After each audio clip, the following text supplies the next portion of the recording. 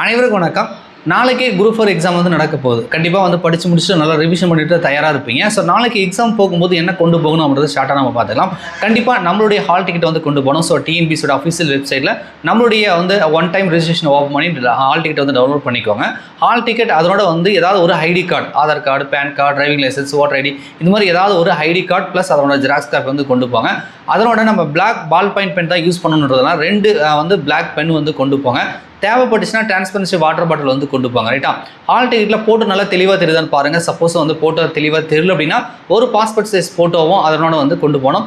ID card plus அதோட xerox copy வந்து நீங்கள் வந்து கொண்டு போகிற மாதிரி இருக்கும். மற்றபடிக்கு வந்து மெயினாக தேவை நமக்கு ஹால் டிக்கெட், ஐடி கார்டு, பேனா, அந்த 3 வந்து மறக்காமல் வந்து கொண்டு போங்க. ஸோ ரிப்போர்ட்டிங் டைம் 8:30ன்னு சொல்லியிருக்காங்க. ஸோ 8:30 போயிடுங்க.